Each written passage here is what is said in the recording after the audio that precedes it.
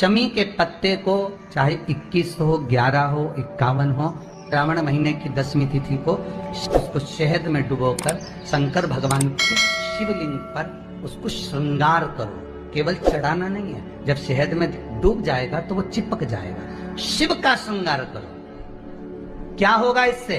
तो लिंग पुराण कहती है, नर्मदा पुराण कहती है, शंकर का जब हम शमी के पत्ते को शहद में डुबोकर श्रृंगार करते हैं, शंकर कहते हैं इसने मेरा श्रावण महीने में श्रृंगार करा है, तो क्यों ना मैं भी इसका धन का श्रृंगार कर कर इसको कर से मुक्त कर दूं, तब कर जा चुका।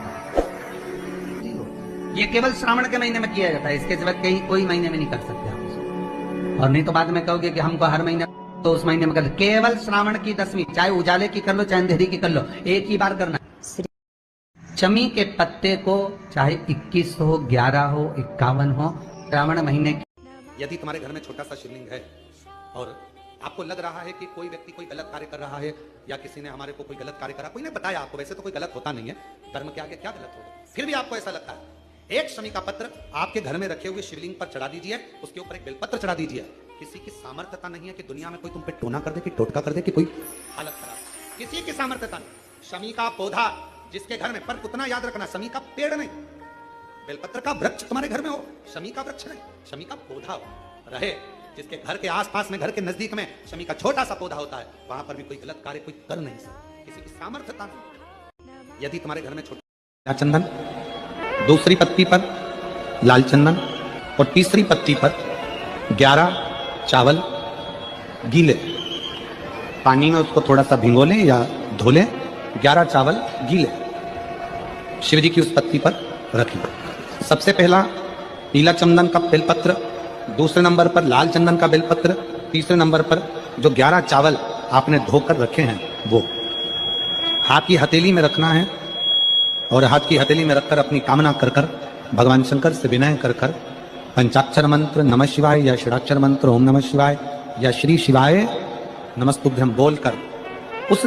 बेलपत्र पर सीधे हाथ में रखकर उल्टे हाथ का स्पर्श कर कर बाबा से अपने मन के भाव कहकर शंकर के शिवलिंग पर उसे समर्पित कर दीजिए। एक ही लोटा जल, जहां से जल बहता है उस जल बहने वाली जगह पर 3 बार उस जल को अपनी कामना कर कर श्री शिवाय नमस्तुभ्यम या पंचाक्षर मंत्र या। मान लो कोई हड्डी से जुड़ा हुआ रोग, नेत्रों से जुड़ा हुआ, मस्तिष्क से जुड़ा हुआ कोई रोग रहता है, तो एक नीले कलर का फूल आता है, उस फूल में हल्दी डालकर प्रदोष पड़ने पर जो नंदी के पांव के पास समर्पित कर देता है महाराज, उसका रोग धीरे धीरे समाप्त होने लगता है। मान लो पंच पुष्प में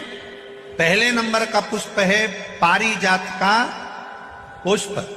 दूसरे नंबर का पुष्प है, बोलते जाओ ले लिए, कनेर का पुष्प, तीसरे नंबर पर पुष्प है शमी का पुष्प, चौथे नंबर पर पुष्प है मंदार आकड़े का पुष्प, और 5वें नंबर पर जो पुष्प है वो है धतूरे का पुष्प। अब इन पुष्पों के अलावा भी कई पुष्प देव अधिदेव महादेव को चढ़ते हैं, उनका एक अलग अलग नियम है, पर पंच पुष्प जो पूर्ण तरह, पंच पुष्प में पहले नंबर का पुष्प है पारिजात का